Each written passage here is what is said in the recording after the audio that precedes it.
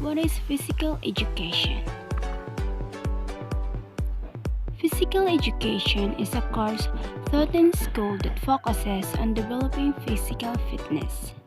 Physical education helps students develop physical skills and confidence.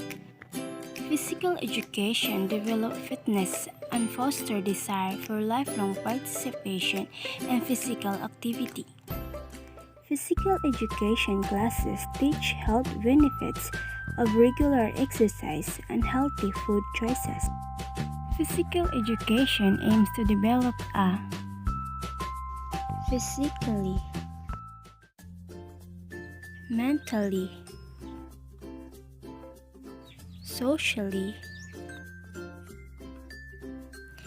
and emotionally fit citizen. Let's move to another topic. Skeletal system. The skeletal system is comprises with bones and joints.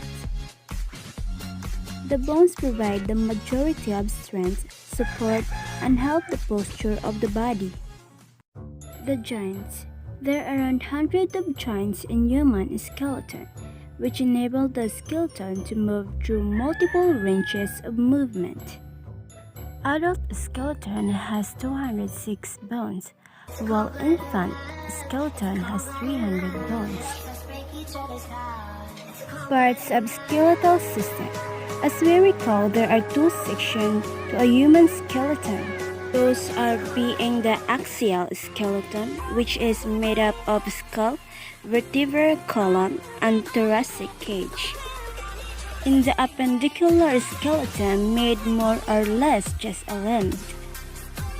Start with the axial skeleton first. This skull is a very fascinating structure made of 22 different bones to protect the brain and to support the face. Vertebral column, also called spine column, is comprised of 26 irregular bones that come together to form a flexible structure in a curvy S-shape. The last part of the axial skeleton is the thoracic cage. This is eventually comprised of sternum and the ribs. Let's move on to appendicular bones. This comprises of clavicle or collarbone, scapula or shoulder blade. Let's move to the upper limb. The bone in the arm are called humerus. In the forearm, we see two bones, the ulna and the radius. Hands has many separate bones, the carpals, metacarpals, and phalanges. Pelvic girdle attach the lower limbs to the axial skeleton, sacrum, and hip bone. Lastly, the lower limb. The bone in the thigh are called femur, the largest bone in the body. Leg is comprised with fibula and tibia. In foot, there we can find the tarsals, metatarsals, and phalanges. Skeletal system and function. There are four main functions of skeletal system which help the body in an own unique ways. Protection. The skeleton protects delicate organs, preventing them from going any harm. Some example of this is skull, which protect the brain, rib cage, which protect the heart and lungs. Shape and support. The skeleton is the body framework holding a vital organ in place and allowing them to move freely around our body. Without the skeleton, we won't have a posture, and making movement is really hard. Movement. Bones are attachments to the muscles. Without muscles attaching to the bone, we will unable to move. When you look on your arm, for example, muscles such as bicep and tricep is the reason why your forearm is able to flex and extend. Also, we talked about before joints, which allow the bone a wide range of movement, and with joints, the shoulder or hip wouldn't move freely like it does. Blood production. Red blood cells and white blood cells are produced in bone marrow. These blood cells have many responsibilities with the body.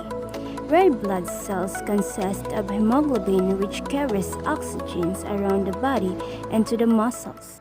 White blood cells are like an army of immune system, detecting and dealing with infections and viruses. Let's move to the last topic, muscular system. Muscular system is made up of three main muscle types. First, skeletal muscle, which attach the tendon to the bone. Cardiac muscle, which only found on the heart. And smooth muscles, which line the blood vessels and certain organs like intestine and uterus. Muscular system is composed of specialized cells called muscle fiber.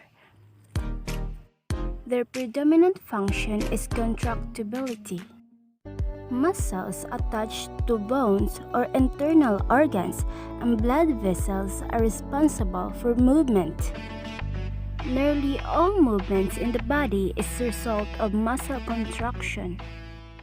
Exceptions to this are the action of cilia, the flagellum on sperm cells, and amoeboid movement of some white cells. The integrated action of joints, bones, and skeletal muscle produces obvious movements such as walking and running.